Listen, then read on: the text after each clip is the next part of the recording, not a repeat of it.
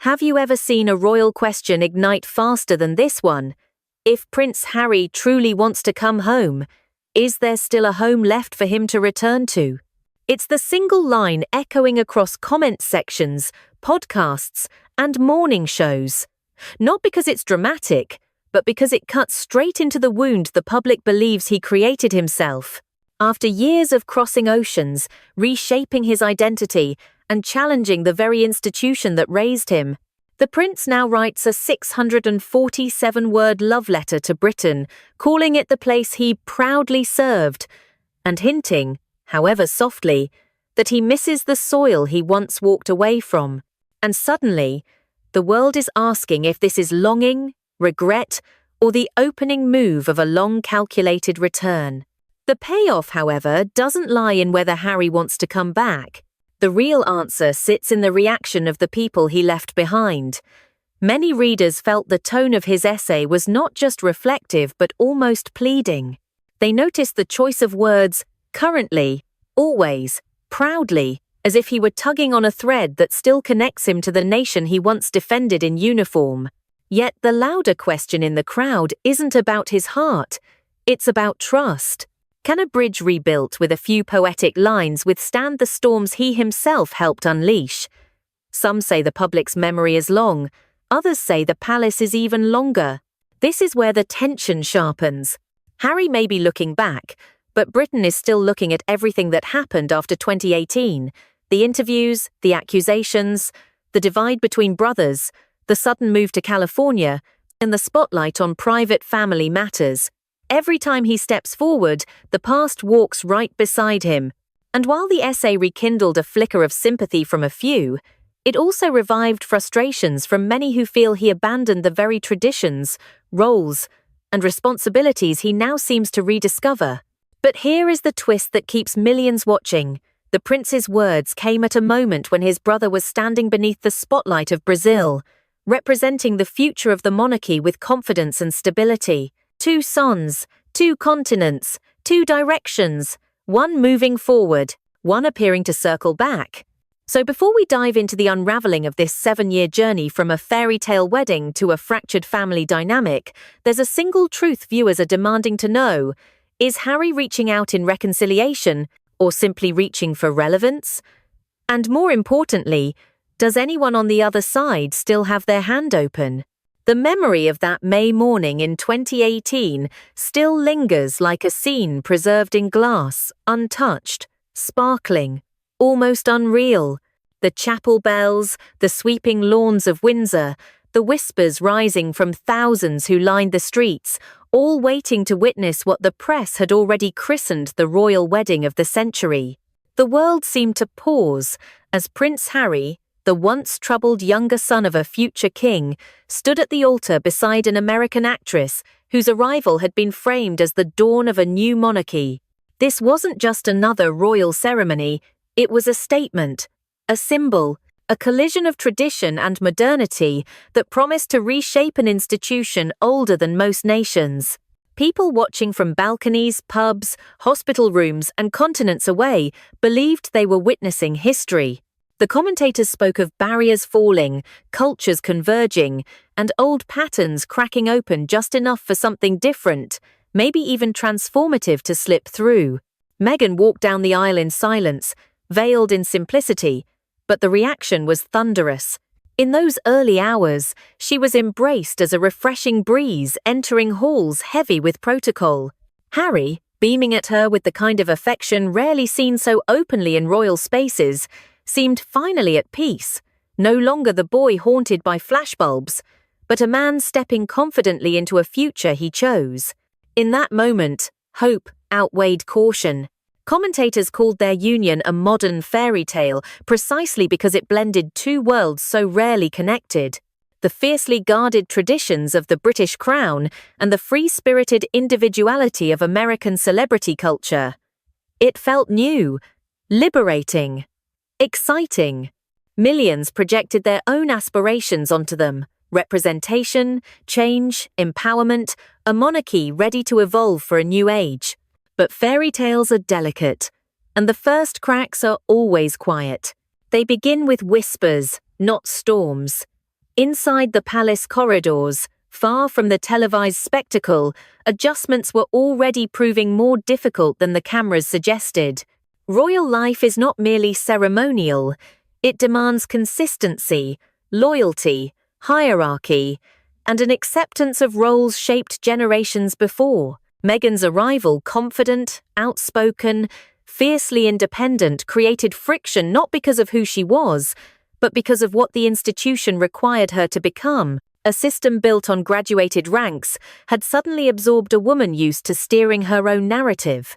And Harry, long protective of those he loved, now felt the tension more sharply than ever. The press, once dazzled by the novelty of the couple, began to shift tone as well. The honeymoon glow faded, replaced by speculation, scrutiny, and more headlines than any newlywed pair could absorb without consequence. Stories multiplied, some exaggerated, some unfounded, some painfully real. What began as small disagreements were magnified into cultural battlegrounds. The fairy tale, once cherished by many, started to fracture under the weight of global fascination and growing distrust. Inside the palace, expectations pressed inward. Outside, public fascination pulled outward. Harry and Meghan found themselves caught between two gravitational forces, neither fully in their control. For Harry, whose childhood trauma had already shaped his relationship with the media, the renewed attention felt suffocating. For Meghan, stepping into a royal framework with centuries of unspoken rules, the adjustment felt stifling. Their identities, the activist actress and the royal soldier, did not merge seamlessly. Instead, they collided. Still, at that early stage, nothing resembled a crisis. It was more like a hairline fracture in porcelain, barely visible, easy to dismiss, yet carrying the quiet threat of spreading. The palace attempted to maintain calm, the couple attempted to keep balance, and the public attempted to hold on to the optimism of 2018. But expectations, once elevated to the level of symbolism, become difficult to satisfy.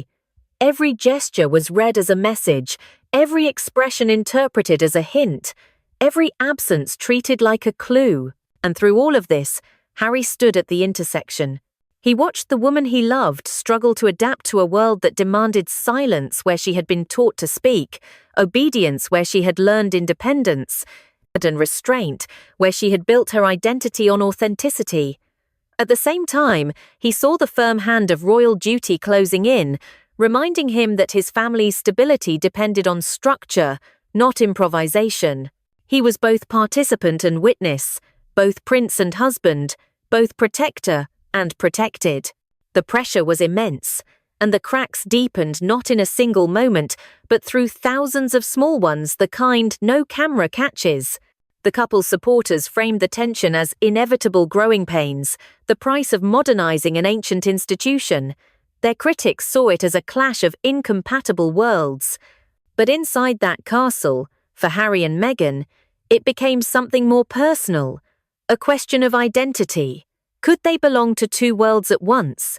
Could they satisfy the expectations of both the monarchy and themselves? Could love alone shoulder the burden of two histories colliding? For a time, they tried. Public smiles, coordinated appearances, commitments to charity, outreach and engagement, each step was an attempt to hold the fairy tale together. But the distance between image and reality was widening. Behind the scenes, the pressure was no longer invisible. It felt structural, inevitable, and quietly overwhelming. And so, the story that began with a royal kiss on the steps of St. George's Chapel slowly started shifting tone. Not dramatically, not suddenly, but unmistakably. Those who rewatch the footage today often say they can see it now, in the stiffness of gestures, in the careful choreography of moments that once appeared genuine. Whether that's hindsight talking or the truth revealing itself late, one thing is certain: the enchantment of 2018 was not built to last unchanged. To understand what came next, Megxit, the interviews, the rift, the transatlantic move, we must first accept this. The fairy tale was real, but so were the fractures forming beneath it. And those fractures were about to reshape the lives of everyone involved, especially the prince who once believed that love alone could rewrite the expectations of a 1,000-year-old crown. When the celebrations of 2018 began to fade and real life finally reclaimed its rhythm, the tension between individuality and institution emerged in its starkest form. It was subtle at first, almost imperceptible, like the tightening of a thread pulled from opposite directions. But the moment that thread snapped can be traced to a single unyielding principle spoken by the late Queen herself: no half in, half out. Those 6 words, quiet yet immovable, would become the defining boundary line between 2 futures, one inside the monarchy, one outside it. To understand why that sentence carried such force, you have to understand the world it came from.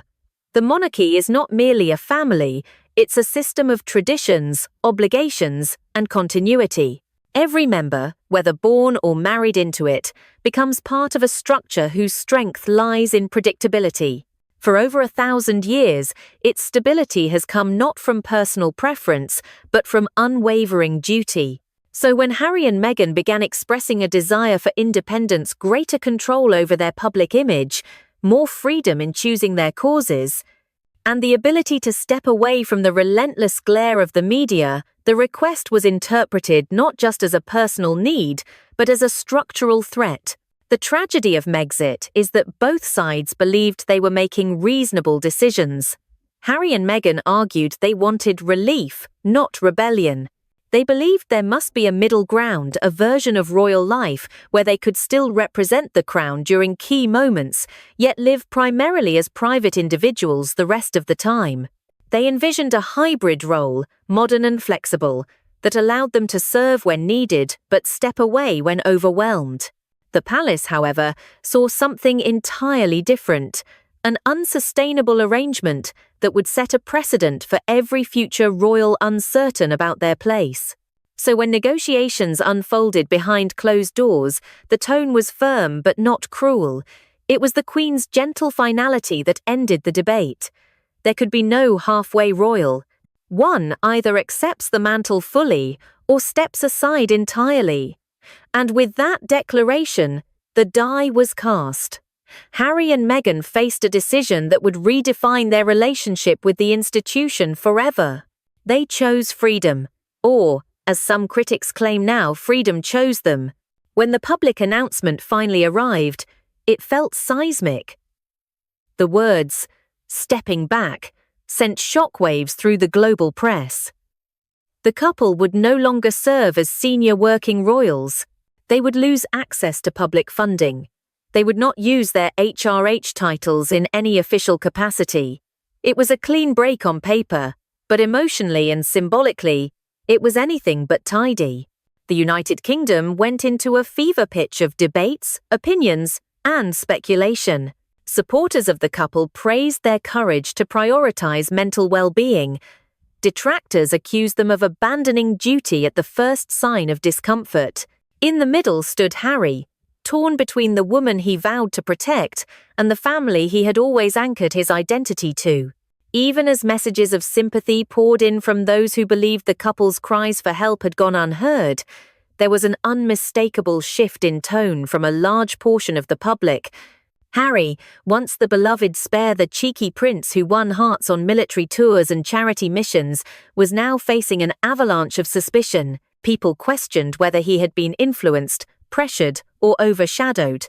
They wondered if resentment had been building for years. They wondered whether this move was a strike against the monarchy or simply a desperate escape from a system that no longer accommodated his spirit. Meghan, for her part, became a lightning rod. Yet, even then, the Queen's statement after the broadcast, "Recollections may vary," revealed something important. The monarchy, though shaken, was not retaliatory. It remained composed, carefully reframing the narrative without striking back. It was a reminder that institutions survive storms not by matching emotion for emotion, but by absorbing the shock and continuing forward. For Harry and Meghan, however, the storm did not pass. It intensified. Their decision to step away had opened the floodgates for a new kind of exposure, one no longer mediated by royal protocols. Every appearance, every contract, every interview became part of a larger judgment. Their search for independence turned into a struggle to define their own public identity in a world that still expected them to answer for the monarchy they left behind. By the time the couple officially departed the UK, the emotional distance between Harry and his family dwarfed the physical miles. And yet, the memory of that final meeting with the Queen, structured, somber, and decisive, remained at the heart of everything. Her message had been clear, not as a rebuke, but as a boundary drawn to protect the institution she had safeguarded for 7 decades. There could be love, there could be private reconciliation, but there could not be half measures. It is that boundary, more than any headline or interview, that still defines the rift today. Every action Harry takes, every essay he writes, every look back toward the UK, is measured against that moment. Supporters claim he is a man searching for balance in a life that has offered him little stability. Critics insist he wants the prestige without the sacrifice, but the truth lies somewhere between emotion and structure, between modernity and tradition. Megxit was not simply a dramatic exit, it was the collision of 2 worlds that could not merge without one losing its shape. And now, as Harry appears to be reconsidering the decisions that led him across the Atlantic, those 6 words spoken by the Queen echo louder than ever. No half in, half out. A rule meant to protect the monarchy has now become the central dilemma of a prince who may be realizing that stepping out was easier than finding a way back in. When Prince Harry released his 647-word reflection on what it means to be British, the timing alone sent ripples through every corner of public debate. The words were polished, deliberate, and sentimental in a way that felt unfamiliar for someone who, not long ago, seemed intent on distancing himself from everything the United Kingdom represented. It wasn't just an essay, it was a message. A carefully formed signal that invited the question millions were already whispering: was this homesickness a crisis of identity or a quiet step toward rewriting the narrative he once set ablaze? The line that captured the most attention was deceptively simple: though currently I may live in the United States, Britain is and always will be the country I proudly served and fought for. It read like a confession softened by nostalgia. That single word, currently, landed with the weight of a stone dropped into still water.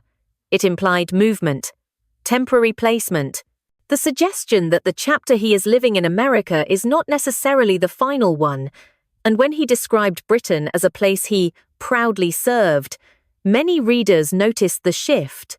It was a tone of warmth and alignment, very different from the colder, more defensive language he used in previous interviews when speaking about his homeland. Behavioral analysts pointed out something subtle but telling.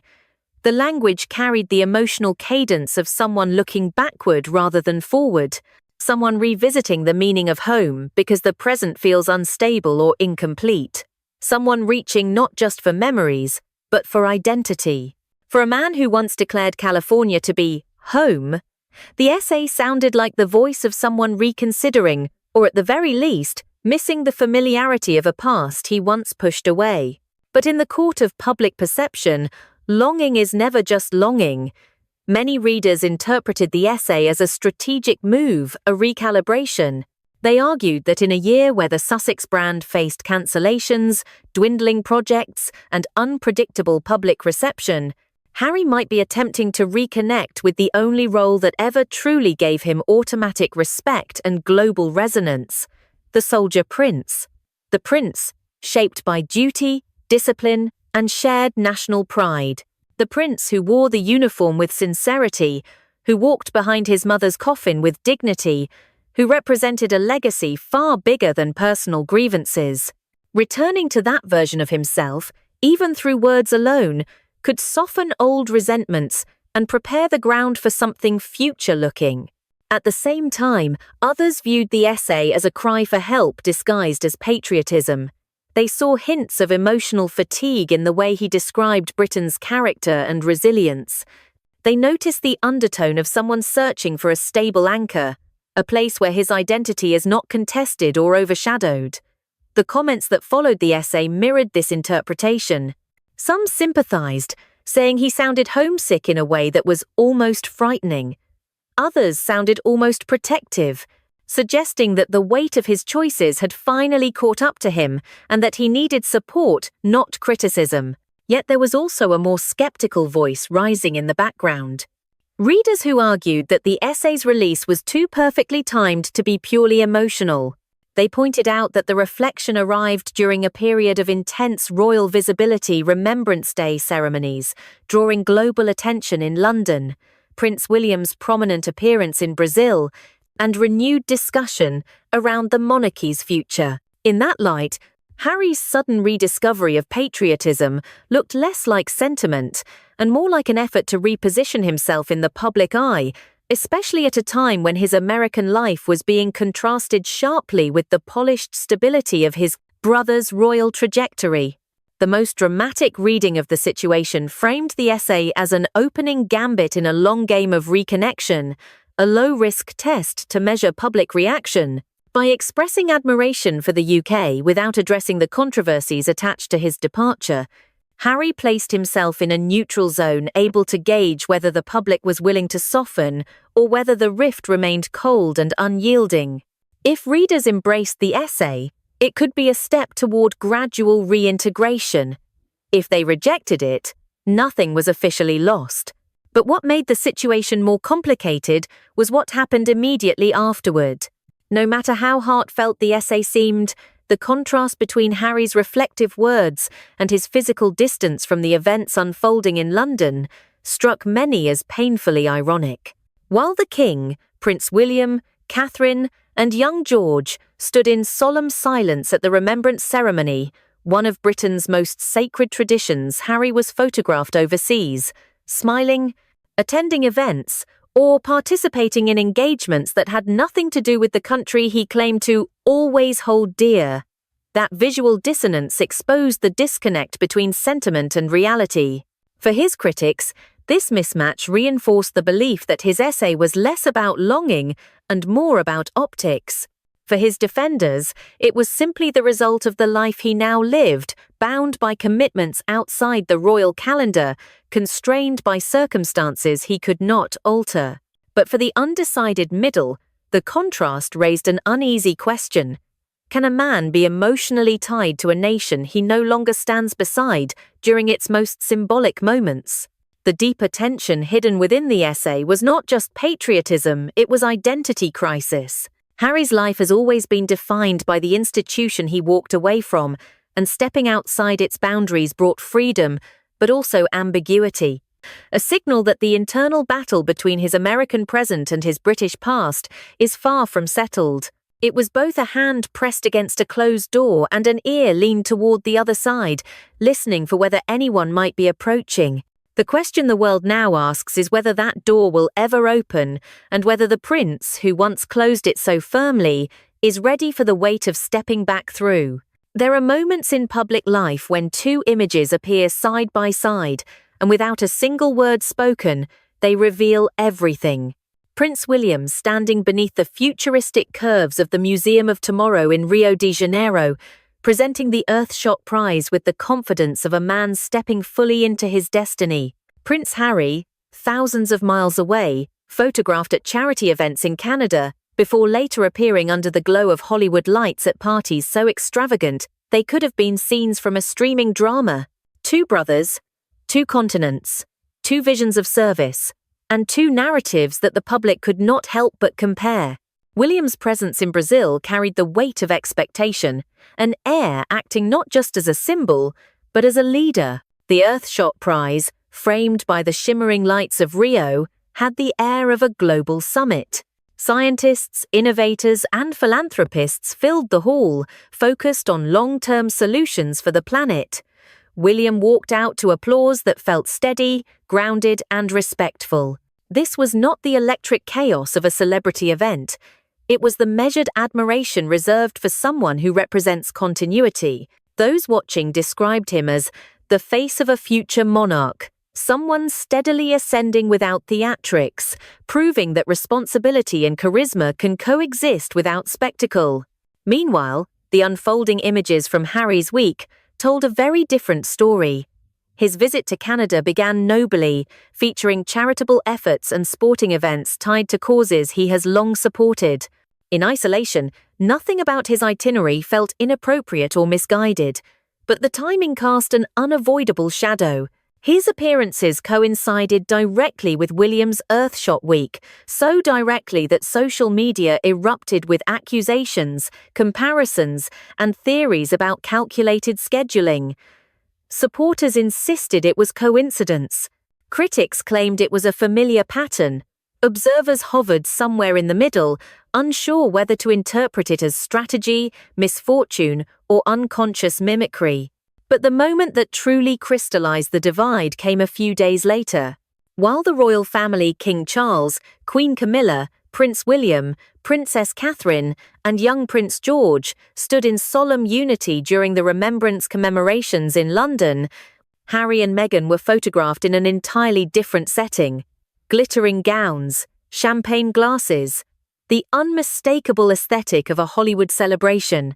The event was Kris Jenner's James Bond-themed birthday party, a gathering of megastars, influencers, and industry icons. It was a night designed for spectacle, not symbolism.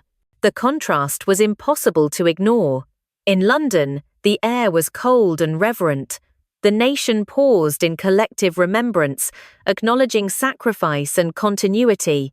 In California, the air pulsed with music, laughter, and flashes from paparazzi lenses. Not inherently wrong, simply incompatible with the spirit of the moment unfolding across the Atlantic. The prince, who once walked behind the coffin of his mother during a national tragedy, was now being photographed amid Hollywood opulence on the very weekend that defined royal duty and remembrance. Even those sympathetic to Harry felt a kind of emotional dissonance seeing him in that setting. The images, when placed beside one another, did not merely tell different stories, they felt like they came from different worlds entirely. This duality extended beyond physical location. William's Earthshot platform projects global responsibility, environmental vision, and long-term leadership. It is a brand built on continuity, consensus, and legacy. Harry's post-royal brand, shaped through documentaries, memoirs, and high-profile collaborations, is more emotional, more personal, more rooted in individual experience.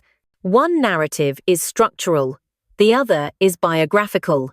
One looks outward to institutions, the other looks inward to healing. This difference has always existed, but the events in Brazil and California made it visible with unprecedented clarity. There was also a subtler layer at play. For years, public discourse framed Harry and William as estranged brothers, locked in a private, painful rift.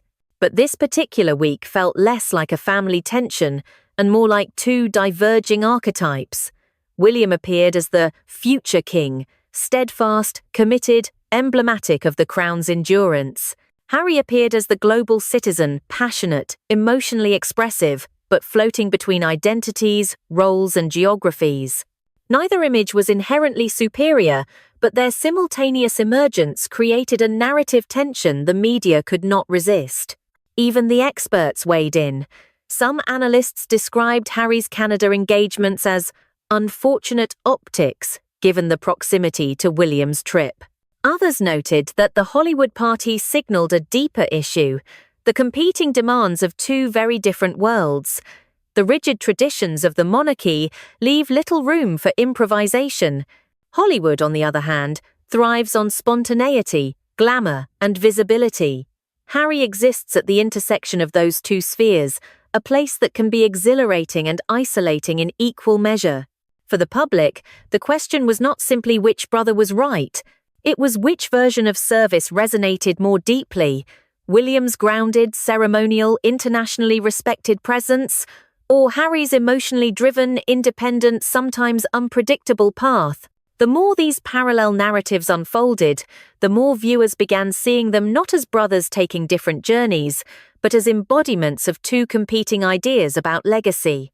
And that is why this moment this week of overlapping headlines became pivotal. It showed how far the divide had stretched, not just between two men, but between two worlds that once seemed compatible. William's world of duty, Harry's world of autonomy. William's quiet steadiness, Harry's restless identity.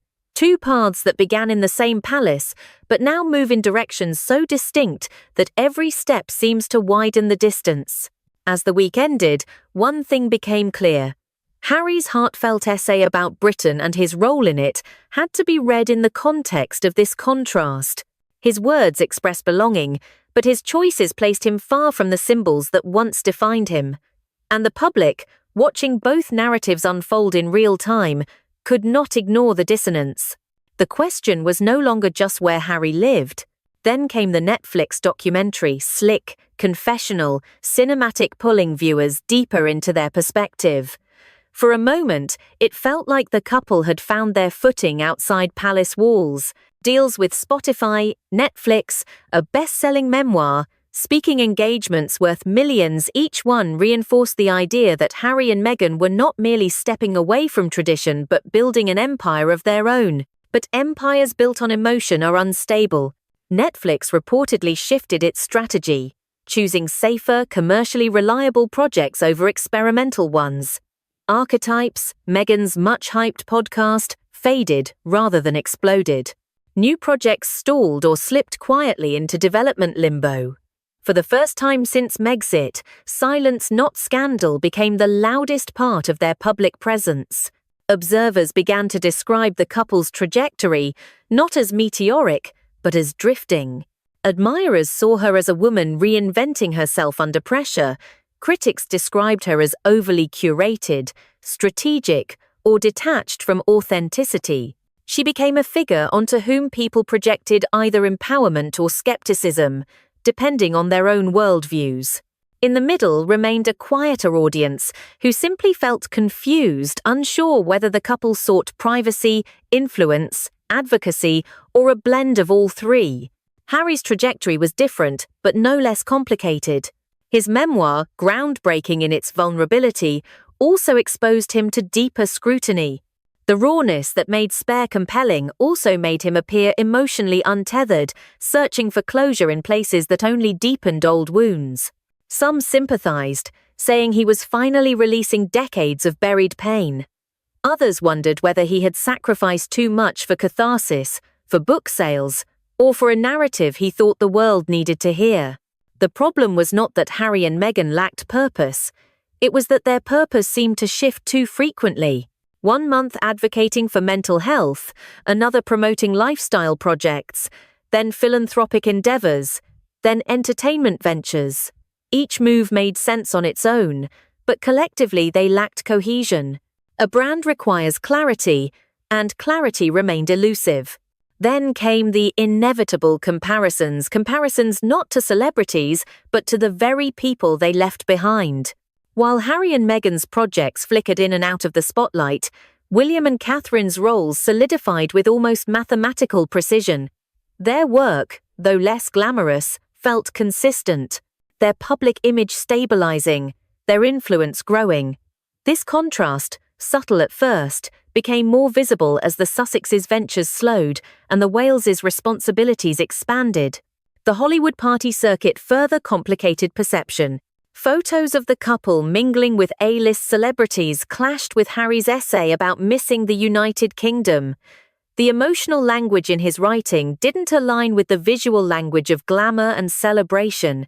And that gap created tension not just for critics, but for supporters who struggled to reconcile sentiment with action.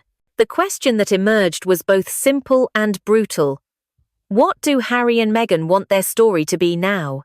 Some believe they are in a transitional phase, a quiet recalibration after years of turbulence. Others argue the public fatigue is irreversible, that the couple's credibility has eroded because their message no longer feels anchored to a clear mission.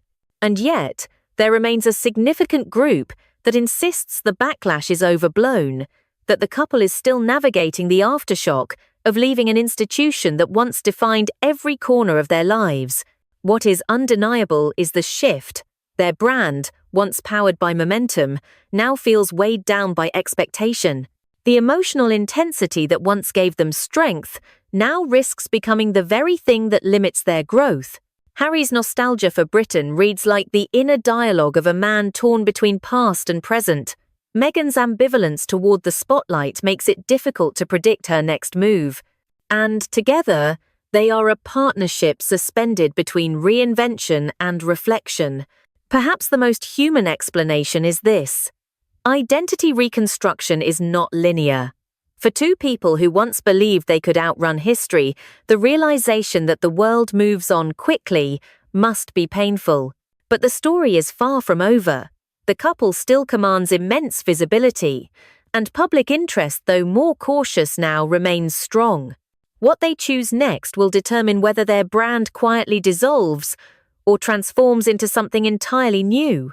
For now, the world watches, waiting to see whether the Sussex narrative is entering its next chapter, or whether the story of their meteoric rise is giving way to a slower, more uncertain descent. And right now, three distinct paths hang before them like parallel timelines, each one shaped by choices they've already made and by decisions yet to come.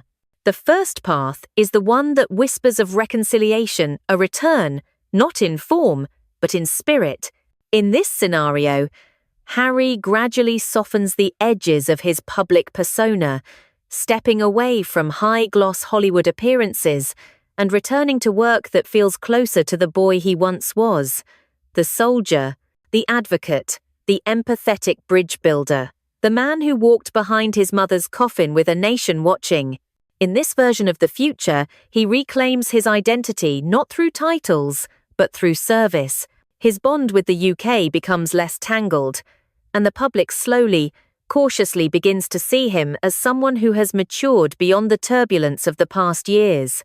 Meghan, too, finds space here, not as the lightning rod of controversy, but as a woman cultivating a stable platform focused on philanthropy, women's empowerment, or creative storytelling without the noise of constant reinvention. It is a future where the couple steps back from emotional overexposure and finds a quieter rhythm, one that allows for healing without spectacle. But this path requires something profoundly difficult: consistency. A steady, calm progression that rebuilds trust, not with announcements, but with time. The second future is quieter, dimmer, and perhaps the most painful for their loyal supporters. It imagines the couple slipping into a kind of cultural limbo, not forgotten, but no longer central. Their projects continue, but without the urgency or momentum that marked the early post-Megxit years.